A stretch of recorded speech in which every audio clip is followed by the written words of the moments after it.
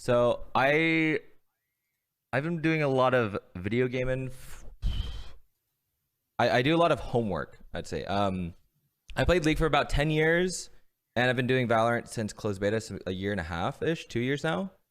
And I watch a lot of educational content on YouTube, and one thing that is lackluster is no one talks about mental health. The only mental health, as far as it goes, is pretty much like how to not tilt queue, and my experiences from not tilt queuing, and how I prevent to tilt. That's as far as it goes. It's like a high schoolers or college students' experience of like experiencing anger and how they've gotten over it. It's like I go for a walk. I put a punching bag in my room, and I hold the anger in, and I just let it out on this punching bag. I'm like, wow. I love band-aid fixes. So that'd be interesting, rather than like for a Valorant coaching session, like instead of doing like aim trainers, more game sense, like focusing on mental health, because it's also Mental Health Awareness Month. I thought it'd be a good timing to talk about it. Oh, I love it. I love it. Yeah. And it's something that I've been working on for quite a while now. And I think just in the background of stuff that I do at Rad, I was working with like a lot of LCS players, working with a lot of professional CS:GO players, and working with a lot of professional Apex players. And initially, a lot of that focuses on when people are struggling with like depression, with burnout, imposter syndrome, anxiety disorders. But the direct connection into performance and how well somebody can expect to perform in their game is really, really close. I think to me it makes perfect sense, but I know sometimes as well it just seems like how sleeping better or eating better, how that can impact performance seems kind of vague, seems like general advice, or how depression or anxiety can impact performance seems kind of vague. But all of it really loops in together pretty well. Yeah. I think those are all very valid, and maybe we can start it off with let's do like an intro for you and like grad therapy, like some background as well, just so like I can get to know you. Yeah. So, my name is Jason Docton. Okay, say I hi, founded. Jason. Hello, everybody. I founded Rise Above the Disorder like 10 years ago as a World of Warcraft guild, actually. And at the time, we were pretty much just, there hoping to listen to people and see if we could help them, by being almost like a support system. But increasingly, people wanted to get professional help, which made sense. We'd have people reach out with depression, anxiety, who really needed to start therapy. But finding a therapist was really hard to do. A lot of the times when you try and find a therapist, you're like calling dozens of therapists, you're going back and forth, you're waiting for them to call you back, trying to figure out, what makes them a good therapist, what makes them a good therapist for you. And doing all of that started to consume a lot of time for me. It's what I really loved doing, but it seemed like it didn't really matter if I could find somebody the perfect therapist if they couldn't actually afford therapy, if they didn't have insurance. And so the mission of RAD pretty quickly pivoted to how do we cover the cost of therapy for people in need. As a bunch of early guild members that were all pretty much not leaving home, struggling with anxiety, and playing World of Warcraft 16 hours a day, we did what we thought we could, which was start boosting people in World of Warcraft to pay for therapy sessions. What boosting work is that, like professions or like arena rating or gold? Arena raids, if you wanted mythic gear, if you wanted to get challenger, that's what we would do, and people would pay a decent amount of money for that, That's and awesome. we could use all that money to pay for therapy. Um, we switched to League of Legends once League started to get popular, and if you wanted to get Challenger, if you wanted to get a fresh account, most popularly people bought Diamond accounts from us. Yeah. That was just me top lane Garen smashing on people to get to Diamond really quick, so I could raise a couple $100 or a couple $1,000 That's for somebody so, who needed oh my therapy. God. That's so funny. Modern problems require modern solutions. Yeah. But it was something that worked for a while, and very fortunately, Trick2G found out about what we were doing, had been planning to do a fundraiser for charities in general, had told the band Imagine Dragons about us, and they both were like, "Yep, let's fundraise for this little boosting service, this charity boosting service." So we've been going strong since then. I think we've got just shy of about 40,000 people going through our programs across about Damn. 135 countries now. So it is a massive attempt at universal mental health care. And on the side, using some of the gaming skills to help other gamers. Oh, congrats. That's Yeah, huge. 40K. thank you. Thank you. Yep. Oh my gosh. Yeah, no, that's huge. And it all started with WoW Arena and gold boosting. That's huge. I I was telling this story at USC once, and Jeff Kaplan, one of the guys who created World of Warcraft and the guy who created Overwatch, was there, and it was a really awkward conversation of, "Thanks for making games I could boost." I hope please don't ban my account, man. I've only got the one left. But yeah. On the side, I work with a ton of Apex players. If you've ever competed in an Apex tournament, you've probably heard from me at some point. And I'm on the board of the LCS Players Association, and usually do work on like a team-based level, where a team like Dignitas will call me in to help with a player that's really struggling, underperforming, because they likely have some kind of challenge with depression or anxiety that's in the way. So I usually come in and help them overcome that and get back into a good spot where they can play well again. Yeah, that is crazy. I can't imagine. Anytime someone misplays like on stage, I just can't imagine their hand, like how they're keeping it steady at that moment. Especially if there's a crowd, like even when there's no crowd, and it's just like in that environment, there's just these LED screens behind you, just flashing your picture and like your name, and then just like all this fulfillment you need to make for the stage. Yeah, all this, it's just very anxiety inducing.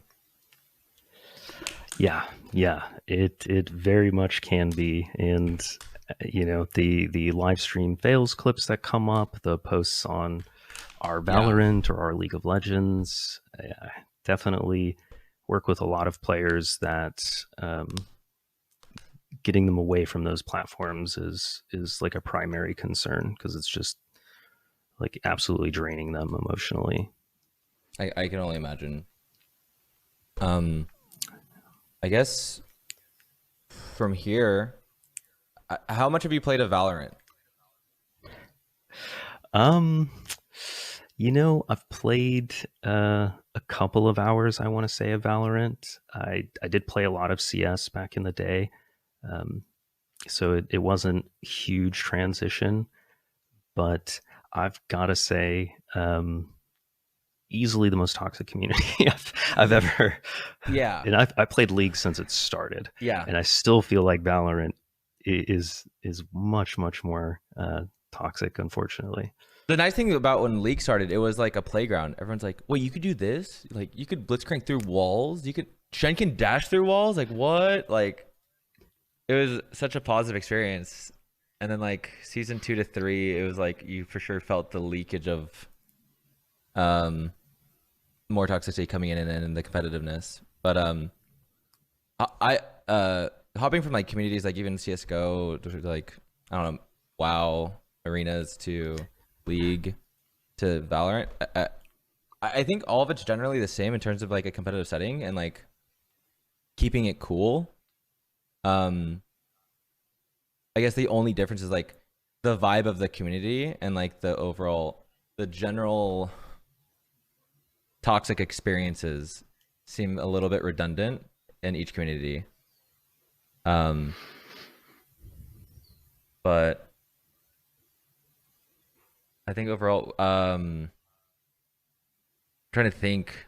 I guess we could do like I should have brainstormed prior. I guess we could do like I don't know. What do you want to call it? Like 3 steps of like I don't know. We can go breathing exercises. We could do It's like a bronze to radiant mental health yeah. ranking.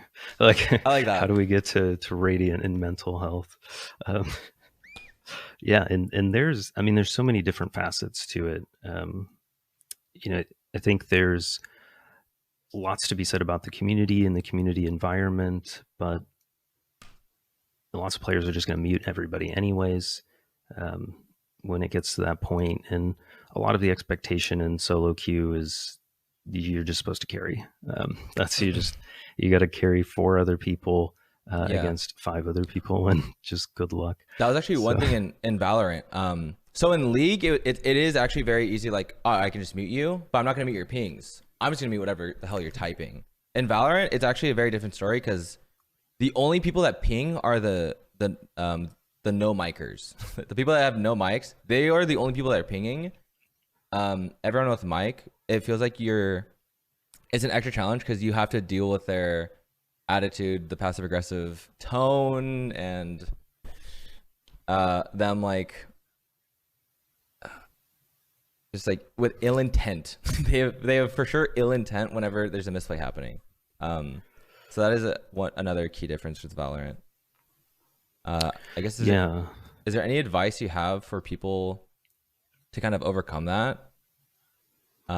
yeah. Hmm. There's so I think there's a few things that I tend to see work pretty well. Um, one, I really like setting the tone pretty early on. Toxicity, it's a social dynamic. This is somebody who is testing boundaries at times, is expressing frustration, but inherently we all want to socialize and fit in. And there are people who go out of their way to not be a part of one social group, um, as almost a way of like rejecting them before they reject me. And so what I would like to do when I start games is typically set the tone of, hey everybody, good luck, have fun, um, let's do this, and try and just be super upbeat and positive right away. Um, if you can get anybody else to do that with you, you're starting to create a majority that is saying, okay, in this little micro social experience, we're positive, we're upbeat. Almost always typing, nice try if somebody, doesn't get that clutch that they were going for. Just being hyper positive, super forgiving of plays that people make mistakes on, and Yeah, trying to continue keeping that tone in place. Um, I heavily but agree it's with something that. that has to catch on. As soon as one of your teammates are afraid to make mistakes because you're there, that is when you have failed. Your team is going to severely play worse. They are not going to play normal. They're not going to play. Yeah, they're not going to play to their potential at all. Heavily agree with that. Yeah.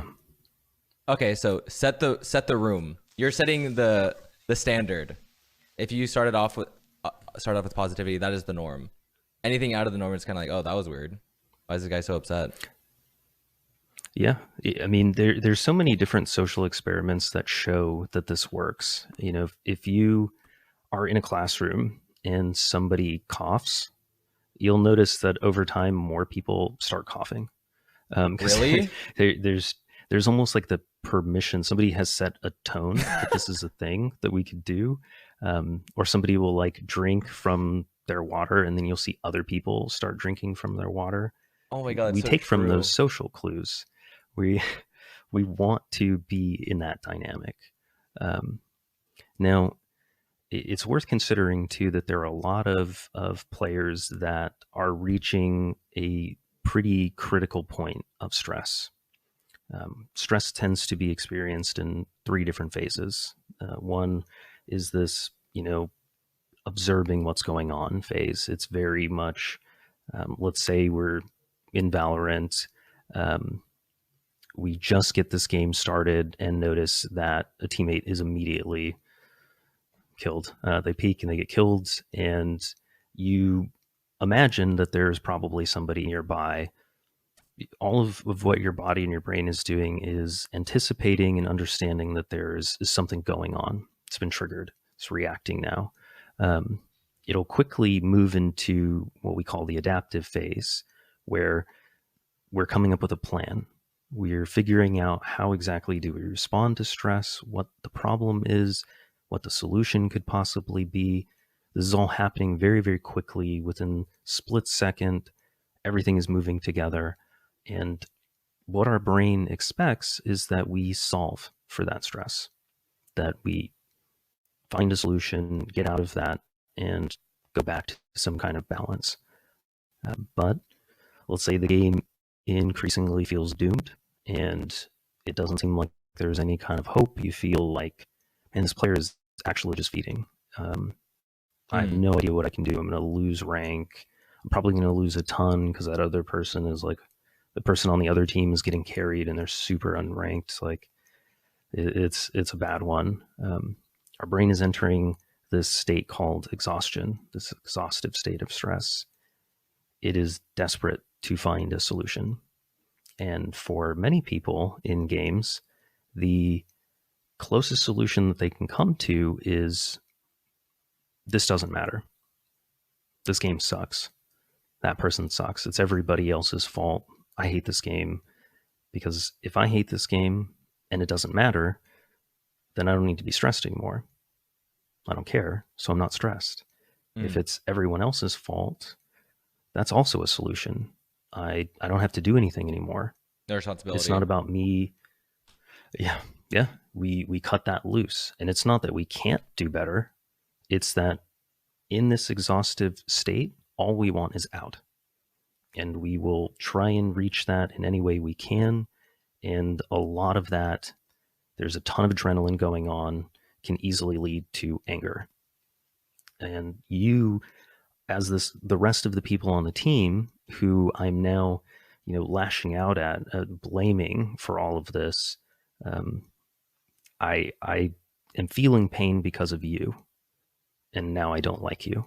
I don't want you to do well. I don't want anyone to do well, because even if we started to do well, that kind of counters. I want to get out of this. I just want us to lose already because I don't feel well and I need to escape this situation.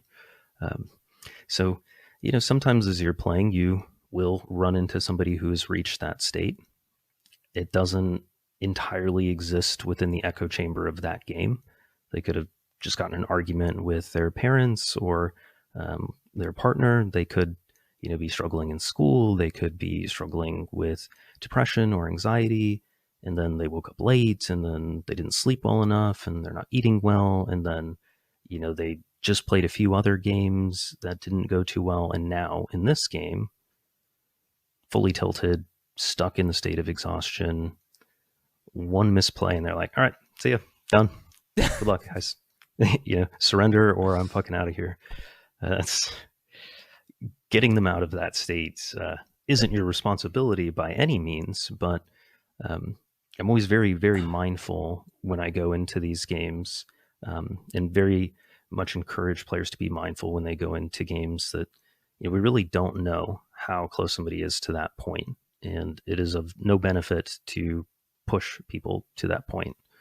So the constant back pinging or the yelling at people, it's just going to lead to more of that and becomes a fiesta of people being exhausted. I can confirm in high school, I wouldn't say FF, but it was to the point where like I want to get out of this game. Bad dieting, uh, no water was huge. Really bad sleep. Mm. Hated school. All the above. You want to just avoid. You want to get out of that situation.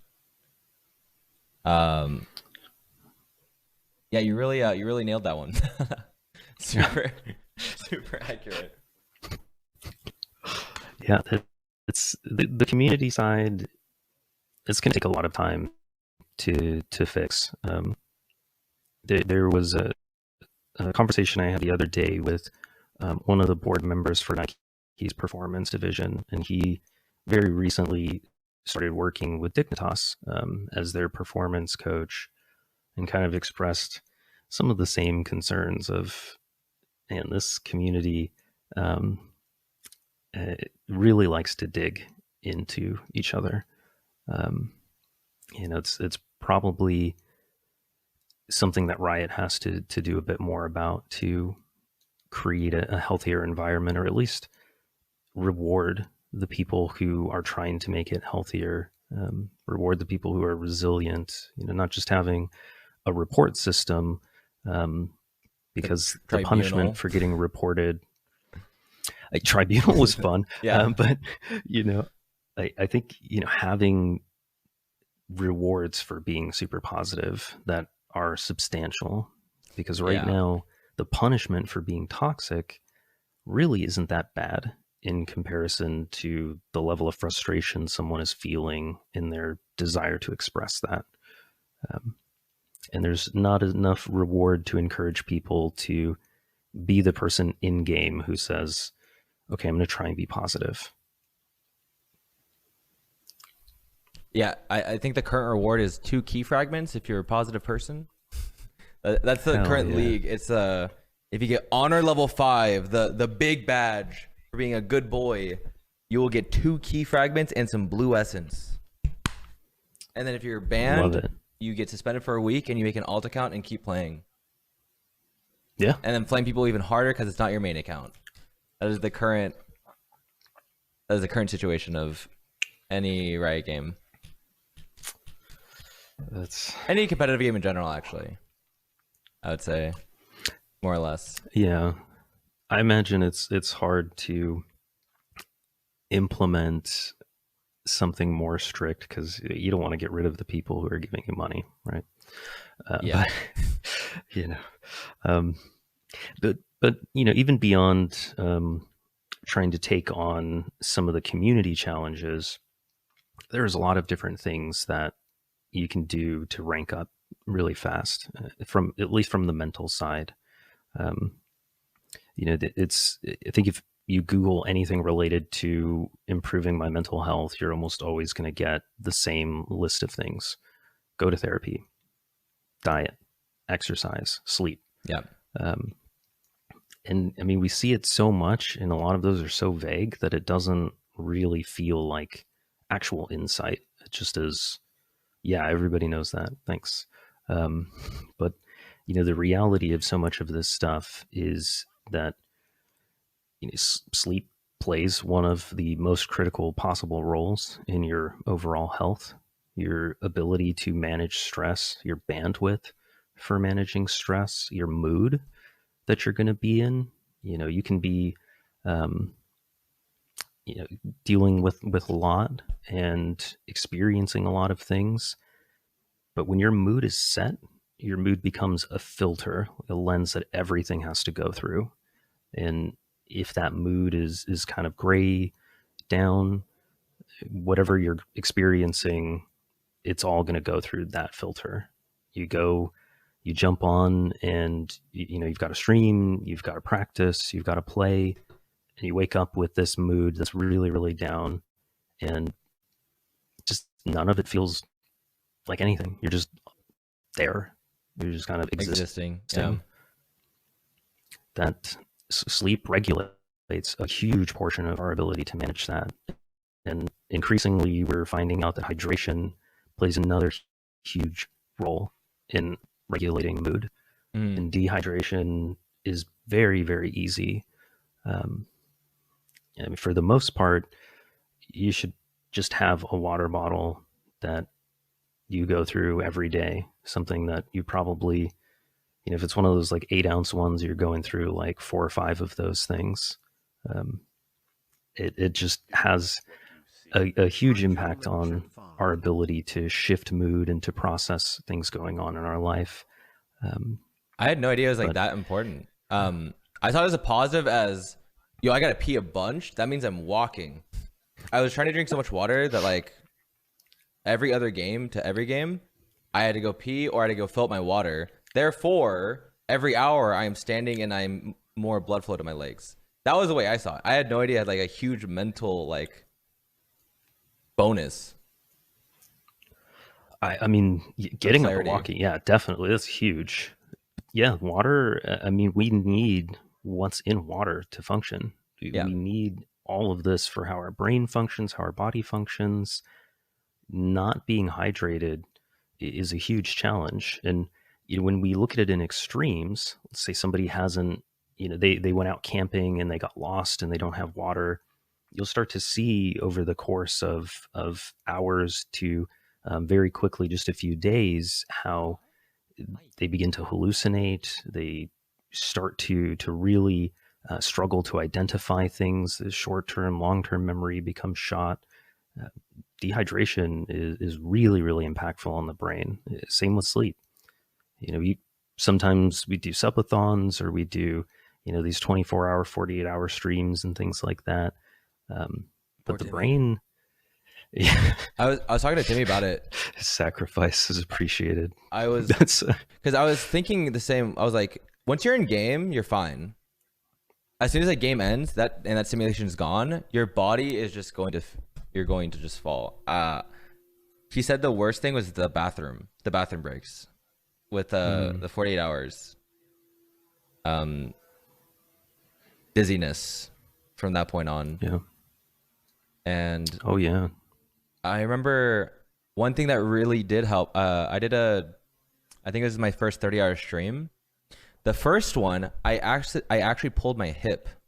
I sat so long. I played League probably for 16 hours, and I probably stood up twice or 3 times. I realized hydration was really bad. My body was just mad at me. So I tried. I like did a recap on like my nutrition and food and what I was going to drink. And for that whole stream, I did nothing but drink water and black tea as my as my like small increments of caffeine to get me through those like 1 to 3 p.m. slumps where like you want to nap, going into second winds to third winds or whatever. And that was the strategy. And that one I felt actually very mentally clear and okay. And I just felt tired. I didn't. My body was a little upset and a little disoriented, but that's just from staying up for 24 hours. But hydration had played a huge key, I would say. Yeah, when we don't sleep, we become less efficient at staying hydrated. The water we're drinking, we need to start ramping up significantly to keep up. That and yeah, the brain goes through, and the whole body goes through kind of like a mass repair process when we sleep. It starts solidifying different connections of memory. It starts healing, regenerating muscle tissue. Sleep is such a huge, important component in our life, but we're also seeing the role that stress plays in inflammation and causing inflammation on the brain and throughout the body, all of which is reduced and healed when we sleep. So not sleeping is a very, very punishing thing to do. And even with the research that's coming out about sleep now, we're seeing that it is likely not the case that you can catch up on sleep. The impact of not sleeping, that's a pretty permanent impact. So we, it's like going, a couple of days without sleep, or kind of like the degen hours, as I call it. And then trying to like crash one day and sleep most of the weekend. Yeah. There, That's not it. there's even grind weeks. When the league season would reset, I would play until probably 2 a.m. and then my duo would get on. I think he was East Coast time, and I would wake up even earlier so we could play as soon as possible. I would try to aim for 5 to 6 hours of sleep, just because it's just like more time to play the game, and then I also have to do homework, so I can't. There's no time to sleep. Yeah, yeah, can be punishing. I've seen a lot of that kick off pretty quickly, where you just don't. It doesn't feel like there's an option. Like, this is just a time where I have to do more. I have to push beyond my limit, and in short bursts, sometimes that definitely makes sense. Um, I think when I work with a lot of professional players, where they're usually at is that initial short burst. They just kind of stayed with that. It's like pushing themselves beyond their limit, and then I'm just going to do this for a little bit. Mm. I just want to scrim a little bit more. It's the beginning of the season. I'm just going to stream a little bit more. Want to subsidize some of the income, and then it just kind of stays at that level. It becomes the default, and Mm. there's it doesn't seem like there's a punishment for that at first. You stream more hours, you get more views, you get more subs, and make more money. You play more games. You must be getting better. But with some of the insight that we've got from sports psychologists on the traditional sports side, it's far from it. The streaming side is hard to quantify as much, but from the professional playing side, the impact that sleep has is so significant.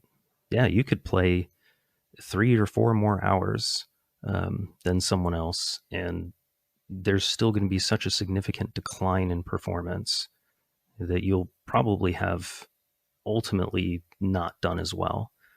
If it's a race to get to a certain level or to get certain achievements, yeah, sometimes we push ourselves, and that seems like the only option. But if the end goal is to get to Radiant, get to Challenger, and remain there, yeah, it's a marathon. Yeah. And the people that sprinted are going to really struggle.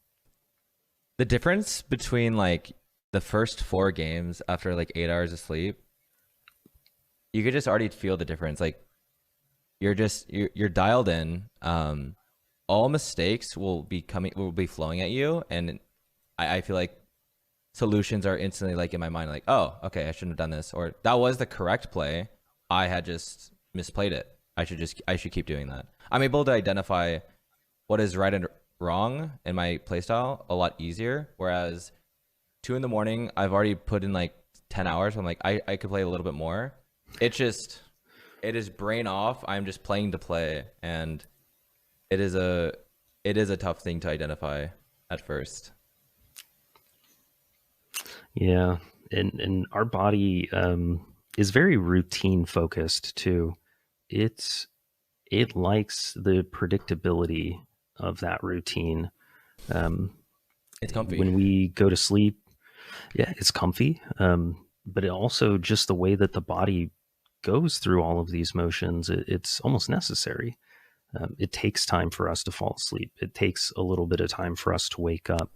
And when we constantly change that, the body just has to readjust. After a certain point, your body starts releasing melatonin and kind of encouraging you to sleep. Mm. But it doesn't really know when to do that if you ignore it and kind of push yourself further. As far as this very, old school, long existing brain goes, in an animal, it doesn't fully process that this just keeps shifting for I guess, survival reasons. If you needed to stay up because there's a tiger or a lion somewhere nearby, that's one thing. If you're just staying up to stay up, it its capacity to like fully process that within the body is not that great. So when we shift up the sleep schedule constantly, it definitely makes it harder for us to fall asleep.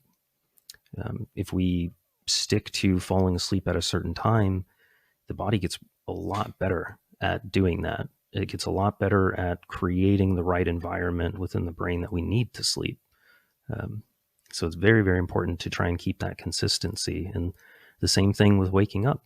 If you wake up with a headache, you wake up really groggy, you wake up and it just feels like already the day is shot, it's usually a sign that there wasn't very productive sleep going on, which can happen, if you wake up at random times each day or every other day is a new time you wake up. The body doesn't know when to get you to kind of be in that groove.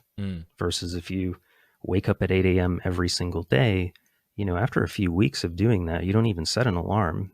You just begin to wake up at that time. Sometimes your body tries to sleep a little bit longer, or you intend to sleep a little bit longer, but you just keep waking up then. The body loves to have that routine, and it's optimal. It's at its best when we keep it. It's actually really good to note. I never thought of it that way. I just always thought like it was an RNG or like not RNG quality, because I'm like, I slept the same way as I did last night. I'm like, I wonder what changed. I'm like, sometimes like I would like drink a lot of water before I sleep. Sometimes I'm like, I'm not breathing as well. I'm gonna try these nasal strips so I can just breathe. I have more oxygen to my brain while I'm sleeping. Sleeping mask. I have magnesium. I have sleepy time tea now. All these things to try to improve my sleep quality. But then there's still those days where I'm just like groggy, and then I'm like, okay, I have no blackout shades, or I had caffeine too late, so I'm trying to cut caffeine at like 4 p.m. stuff like that. Yeah. Is it routine? Yeah. Routine seems like the big one. I totally forgot about that. Yeah. Routine, having a schedule. Our body and our brain loves discipline. It's what it craves. And that's hard, especially, if like myself, you have ADHD, routine gets boring, gets exhausting, it's hard to focus on. But it becomes so necessary. We don't need to necessarily be a machine, but our body likes that. If you eat at the same time every day, great. Your body gets into optimal conditions to eat around that same time. Even when I'm working, I have days where today is a really email focused day. This is doing outreach, trying to get fundraisers going, trying to respond to partners. The next day, this is going to be very much like a deck creation day, creating pitch decks, creating reports. If I mix these, I just keep having to transition. I just keep having to shift focus, shift my mentality.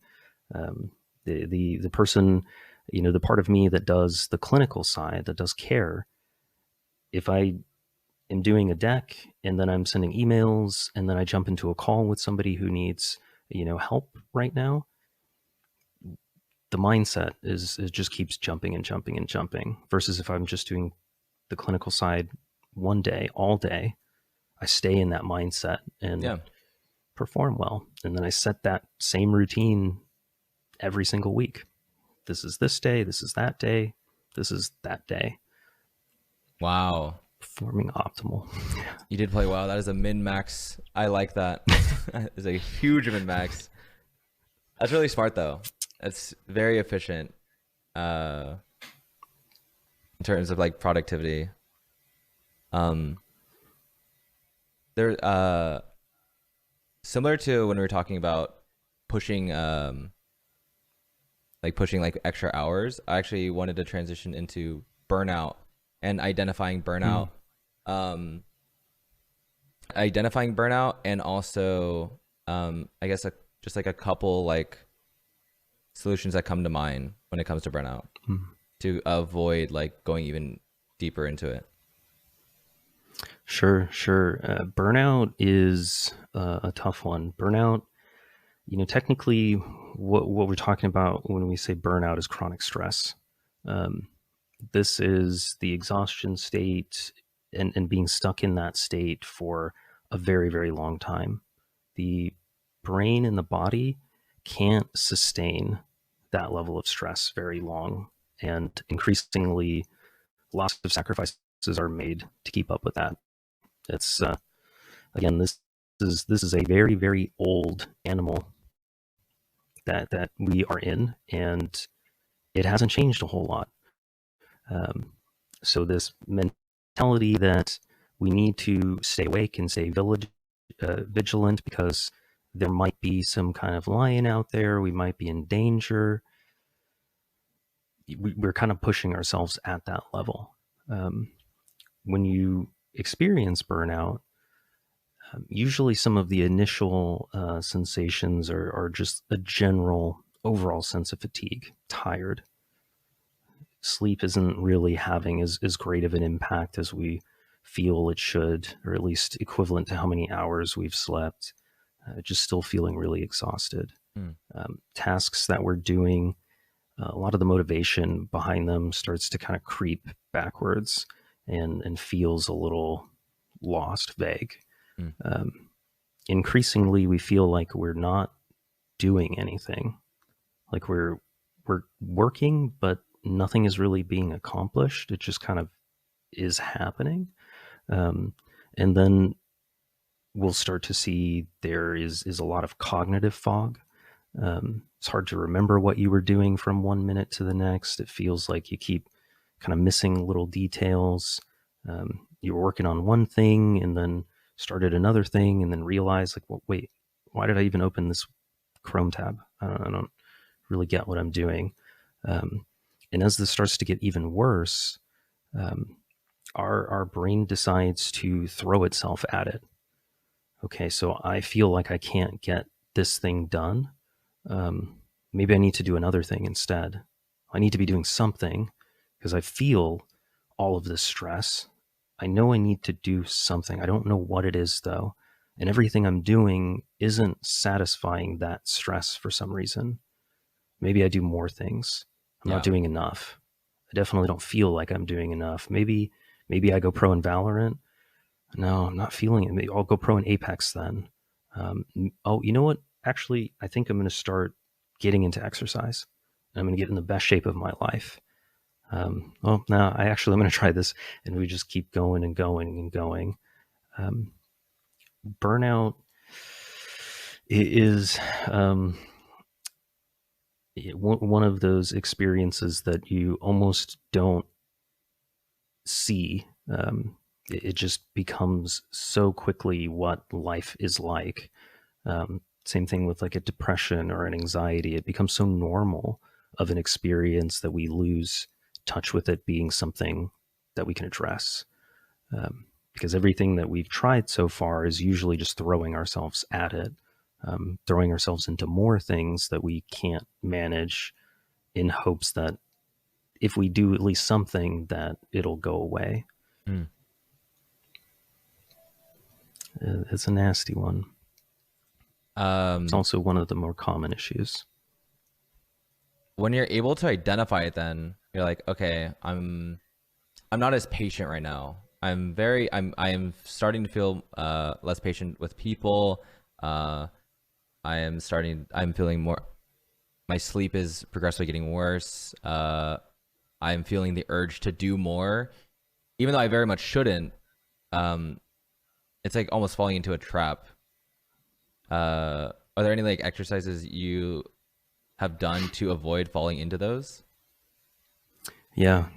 When you reach high levels of burnout, typically you will at some point become anti things in your life. You burn out with Valorant, then you become anti-Valorant. If you become burnt out with streaming, you become anti-streaming. In some ways, this is us in that exhaustion phase trying to compromise. Well, if I don't care about doing that anymore, then I can check that off the list. I got a bunch of emails, and then I'm going to start going through and deciding which ones I'm actually just never going to respond to and just archiving them. Yeah, we're in desperation mode. And it feels like we just need to keep pushing. We just need to do more. I can't do these things today, but I will do them tomorrow. I promise myself. I know I will. I guarantee I will. Holy fuck, this is even worse today. It's even worse now. When we reach that phase, it is very, very important, if possible, and I know not everybody can do this, but to try and just stop, to completely pull back, to start to identify what the basics are and gain control over the basics again. There's a lot of things that are going to come up. There's a lot of pressure to stream more hours, to play more games, to grind out more, post more social stuff. We have to go back to basics. I need to get back on top of my sleep. I need to get back on top of my diet. I need to touch grass again. I need to start to go back to these fundamental building blocks, because sometimes the key thing keeping burnout alive is that we are not stepping away from it and taking care of ourselves. We're staying in it. Even if we're avoiding responding to things, maybe I have a million messages on Hinge or Tinder or something, and I'm like, I know I can respond to these, but I why am I like stun locked right now? I want to do this. This is too much. Stress is at max capacity. The brain is like, no more. Stop doing that. Do something else. Do something easier. That's when we're like, oh, okay, let me not think about those for a minute. If you can take a vacation, take a vacation. If you can take a few days, take them. A few hours, take them. A month, take it.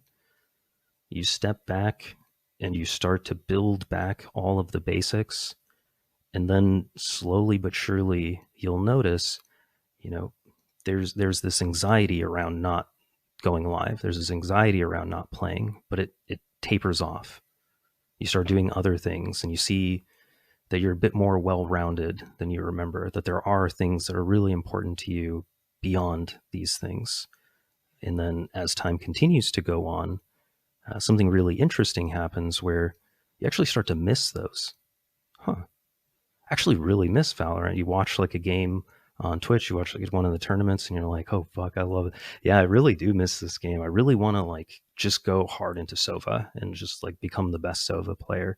And the passion and the curiosity and the excitement starts to come back. And even then, if you can, continue to delay it until that is something that when you do think of Valorant, you're still passionate and excited, but that's not the only thing you think about.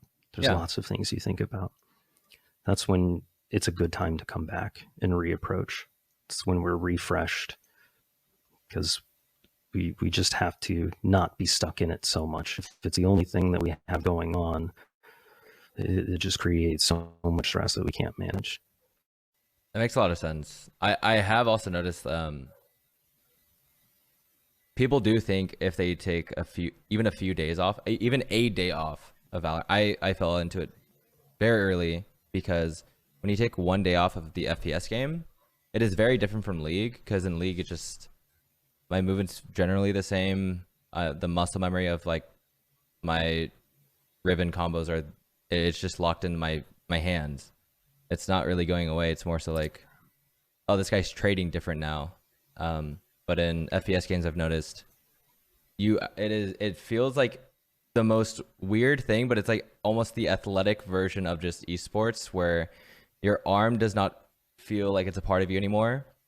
And as you get the ball rolling, you're very comfortable with your sensitivity. You're like one with the mouse. I don't know how to explain it. You know the muscle memory is like, where the head's generally going to be and where it's going to go. It's just a matter of how people move, but it all goes away if you take a day off. But I notice a lot of the mentality, the aim will come back within a day or two.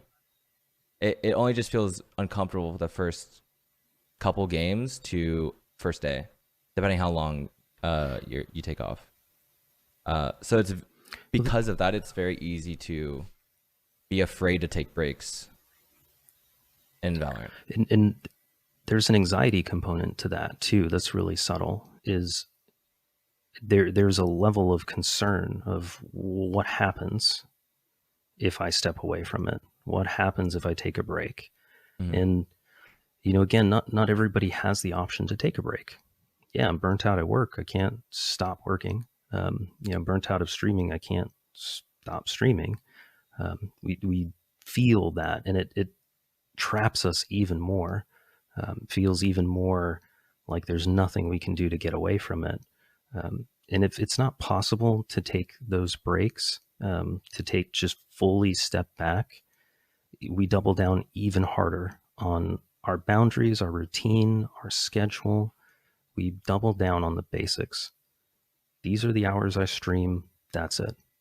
There's no, after hours stream. There's no second stream. There's no, maybe just a few extra minutes or another hour or two added on because the subs are coming in. This is the stream time. This is the edit time. This is the dinner time, sleep time, wake up time. This is when I walk or when I work out.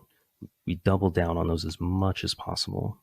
The brain needs to have problems that are solvable, and giving it as simple as possible stuff is great, but also putting it in the right conditions where we're taking care of ourselves, we're doing self-care, that makes us more resilient to stress. A lot of people don't realize, but stress compounds.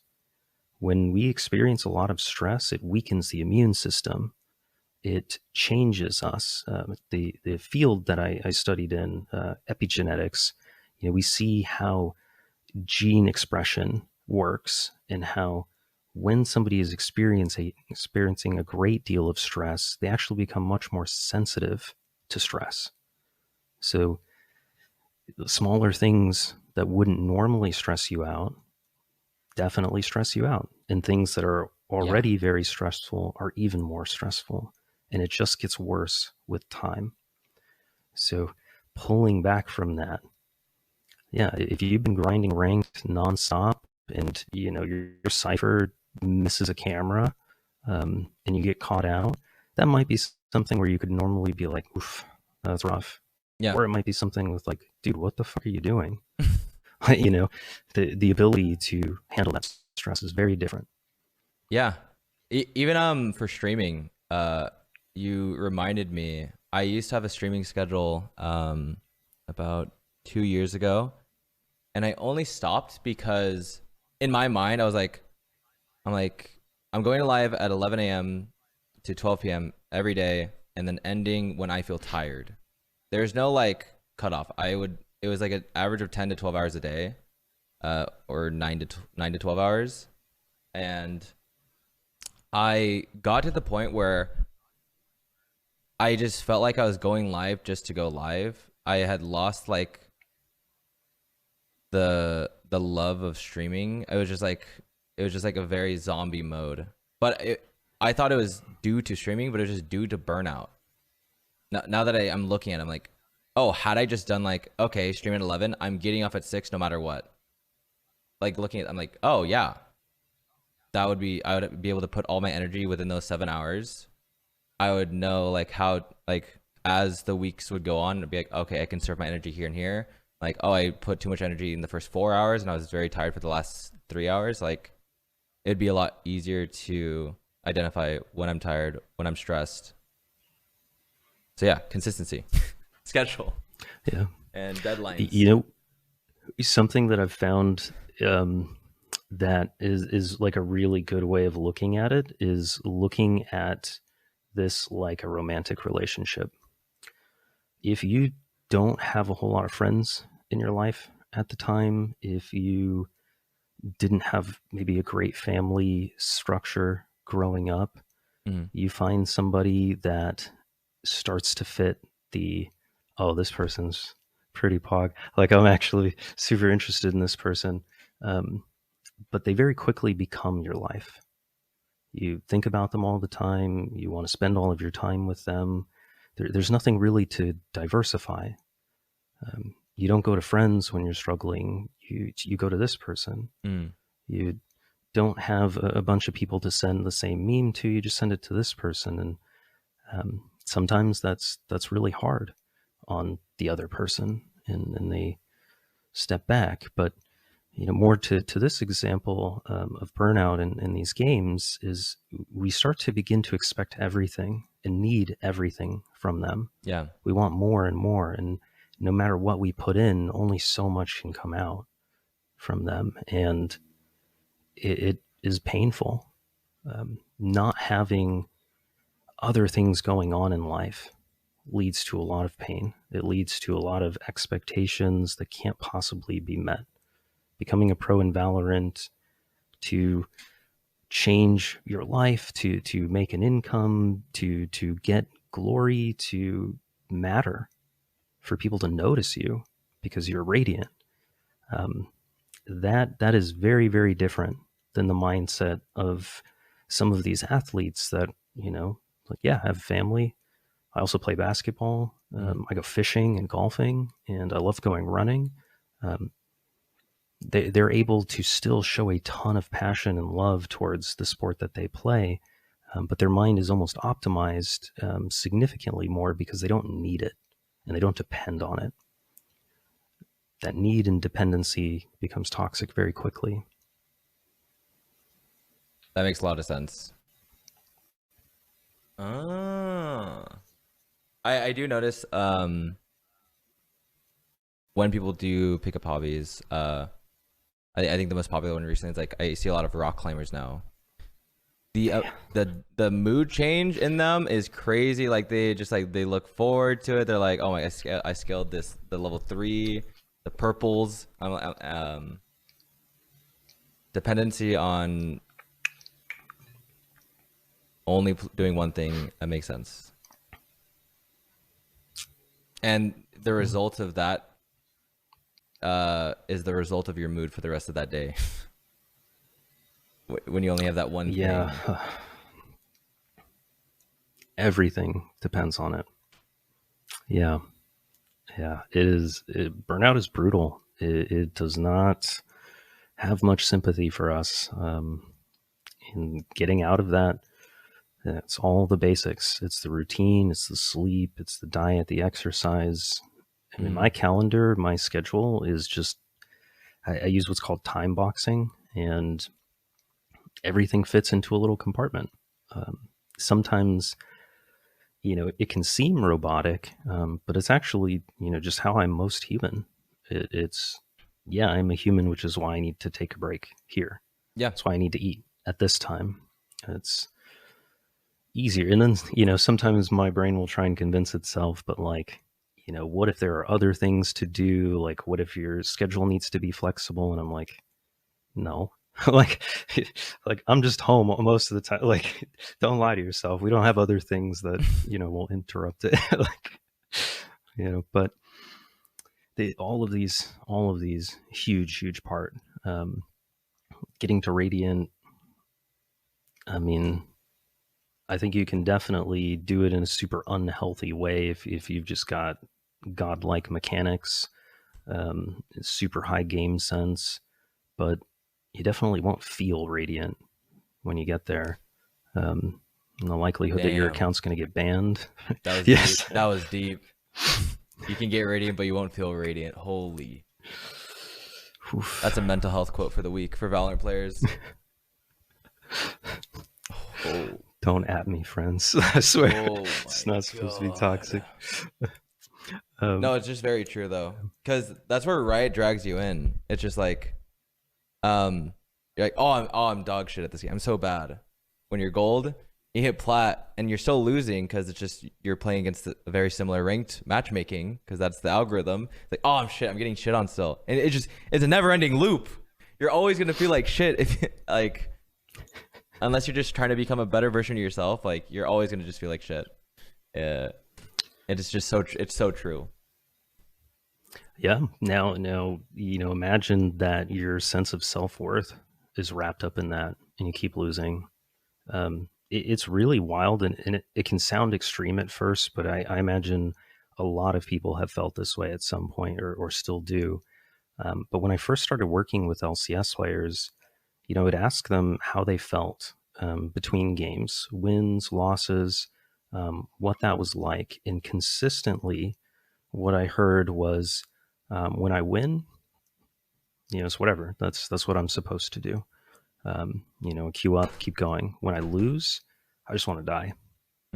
Like, I actually just, I'm over it. I'm over life. I'm over everything. I hate all of this. And that, I mean, there's a level of burnout there that's really taking a toll. But also, if this is the only thing going on, yeah, that is a brutal thing to place all of ourselves into, because some games we just can't win. Yeah. Some games we just are going to lose. It doesn't reflect your value as a person. But if you're not finding your value as a person anywhere else, getting any feedback from anyone else except for this one person who's, just going wild, yelling profanities at you and telling you how much you suck, what else are you supposed to think? Yeah. All right. Makes it even more important to take a break. And never all in on one thing. Yeah. Hobbies. I think that does make sense. My roommate Sean worded the gym to me really well. I think that's why the gym is so successful with a lot of these pro players. It's like, you can't really fail at the gym unless like you injure yourself. No matter, every time you go to the gym, you improve. You can't unimprove. Like, as soon as you go in there and you build the muscle, whether it's a slight amount or like not an efficient amount, you're always doing better. Therefore, it's like always a positive experience going there. You can't fail. Which is really cool to think about. Yeah. You can't do worse. Yeah, I like that. Yeah. This somebody like a personal trainer had this quote. It was kind of similar, but he had said, take the long road, it's faster. And I think in the concept of that, like, yeah, you can try different shortcuts for working out. You can try the like aggressive diet. You can try, pushing yourself to your absolute breaking point. But yeah, you're gonna fall a lot further down, and it's gonna be a lot harder to keep going versus just taking it slow and steady. Yeah. This is the same thing with this ranked climb. It's the same thing with life. If you're looking, how do I get to Radiant as fast as possible? I just got to grind out every single game.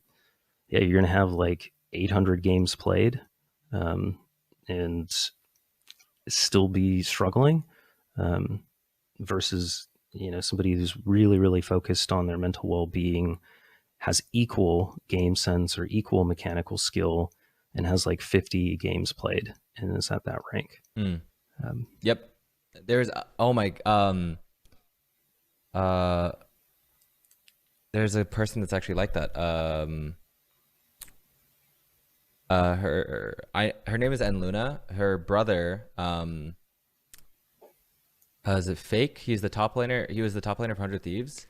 As a kid, all I knew about him, I saw his account. I'm like, your masters with 200 rank games probably average per season. I'm like, oh, so he like ranks up an alt account and plays on his main. And he's like, and she tells me like, no, I know her mom was very restrictive. He was only allowed to play on the weekends. That was it. And even then, he was like only allowed to play 4 games every day. Therefore, I'm like, he must have watched just pure gameplay at school or wherever on his free time, learned from other people's mistakes, just came home, had like time to play 12 ranked games within the weekend. And he like perfectly min-maxed his way into becoming the best player he could within those 12 games. Jeez. Yeah, jeez. I'm like thinking about it too. I'm like, your mental health is probably way better too, because you don't have to firsthand experience the stress of just like mindlessly playing the game. Those 4 games he probably had to play in that day, he was like locked in. He probably had the whole like ceremony, just like monitor, ruler on the monitor, like aligning his keyboard and mouse, having his favorite tea. Loving it. It was just, oh my gosh, I can't imagine. Yeah, perfect example of like, take the long road. You'll get there faster. Yeah. I mean, it works. This is something that's done at every level of sports psychology, is doing less to get more. It's the best way to approach it time and time again. And you know, for what it's worth too, there are so many different benefits to just working on ourselves that translate into ranked. You know, I think we had talked about it the last time we spoke, but about what can happen with our hands when we're dealing with a lot of stress. When we're at a high level of stress, we actually, you know, feel cold much more than usual, which can be kind of a bizarre behavior. But, you know, if our hand starts to feel cold and we play shooters, yeah, it's going to impact your aim. You'll see a lot of pro players when they're on stage, you know, constantly with hand warmers or rubbing their hands together. You know, they really want to keep that hand warm and loose versus really shaky and cold. But some part of that is stress. It's not always just that they're in a studio that's cooled. Sometimes they're just such a high level of stress. They go in and their hand just doesn't feel right and they're trying to bring it back. Being able to reduce stress by having a more optimal lifestyle that reduces stress is definitely very helpful. But, you know, the applied tools, the real-time tools like the breathing that you had mentioned at the start of this, is usually how we start to address stress as it begins to mount up. So I'm just imagining all of that. Yeah, I'm just imagining it's like panic. I'm feeling like panic moments, or just like the buying phase. I'm just like sitting there and just I do my setup and I just like do a little quick breathe. It's like a 5-second meditation reset and then just lock in. Is that like the scenario you're speaking of? Okay, I could see every that. time. I mentioned this to LCS players, but you know, if the screen is gray, like it's time for you to disconnect for a second. Like just step back for a second. You know, we intuitively we want to go, okay, fuck, I fucked up. Like that ward, how did that ward miss? Like, where is my mid lane? Where's my jungler? You know, I'm sitting top lane, I get ganked. And a lot of those thoughts, if you're realistic with yourself, are not about what could I have done better. Yeah. They're what happened, who did it, what is this? And we get frustrated. Versus if that screen goes gray and we just take a second to pause. All of this stress is building up, all of this adrenaline is getting released, and we're kind of pausing for a second. There's still going to be stress there. You're still going to be responsive in game, but we're taking a minute to really disconnect, going into panic mode, going into frustrated mode. We can feel anger and not react to it. It's actually the reaction that can be unhealthy. That's very interesting to me. My friend was somewhat coaching me in like a Super Smash Ultimate, and the biggest, he said the biggest improvement is anytime you make a mistake during a match, you can't really even you don't want to think about that mistake at all, and you don't want to think about as a league player, your mind's going to instantly jump to, oh, I shouldn't have done that, I should have done this instead. You don't have time to do that. Let the mistake happen and just keep the motions going. As soon as the match ends, that is when you can jump back and go to the checkpoints of okay, I was taking hits here, I didn't like when I slipped off the edge here. So I wonder if that's a similar thing with League actually. Think about the mistakes after the game, mid game, when those gray screens happen. Yeah, just sit there and just cool off, reset, stand up. Yeah, I mean, and especially with Valorant, if you go down, it's good to see what else is going on, to spectate for a bit, but with that buy round, just those few seconds before you need to move and get into position, just taking a deep breath and starting to slow down some of that adrenaline makes a massive difference. When we see people choke, all stress, pure stress. Oh man, the pressure is really on. The brain has had a lot of time to think through all of the possible scenarios, Yeah. to the point that it's not present anymore. Yeah. It's not reacting like it should. It is full panic. It's just in the don't fuck up. Yep, full tilt. And sometimes people will try and tilt you. Yep, they will like purposely do it. Teammates, the other team. I mean, it can be wild. This was something that I used all the time when I was grinding rank accounts. If I ganked a lane and saw that this person like just really screwed up coming back, they missed a bunch of CS or they put some really dumb wards or something, Yeah. I'm ganking that lane nonstop until that person's done. Mm-hmm. It's a free lane now. Now I go to the next one. It's already, we're already in favor. That happens in competitive play, most definitely. Yeah. You see a struggling lane and you just camp it. The mental gymnastics of pro play. Go to in solo queue. If you see that name, you're like, I know this guy tilts super easily. I'm going to make sure if we beat anyone, it's going to be him, because then it'll be a 4v5. It's unfortunate. It's the unfortunate strategies. No bully, please. No bully, but just go into every game. Yeah. No bully. No. That's a lot. We can disrupt that cycle. Yeah. I have learned a lot for sure, and revisited a lot of good habits that I should definitely keep in mind. I was all I really had for this one. Is there any final notes you'd have though? I guess for the average, not even Valorant, but like competitive player in general, I'd say it's all very much the same. No matter what competitive game they hop into and they want to climb the ladder, they will have to experience the same frustrations over and over again until they find a solution.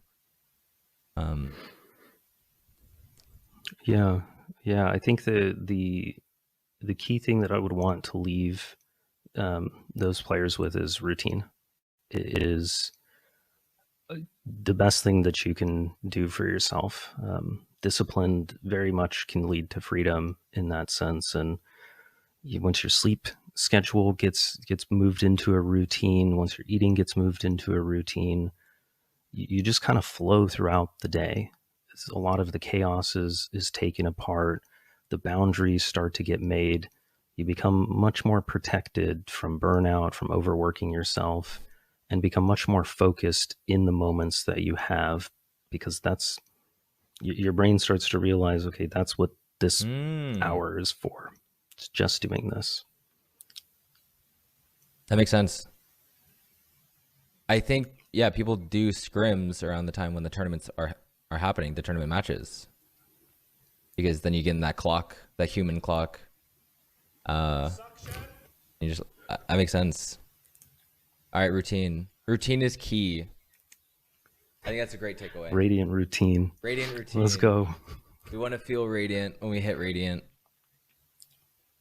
But you're all radiant in my heart, just so you know. Alrighty, Jason. Thank you so much. I really do appreciate it. Thank you so much for your time and honestly, all the advice. I think this is going to help a lot. No, it's been my pleasure, man. Thanks for having me. Alrighty. I'll catch you later. Yeah. See ya.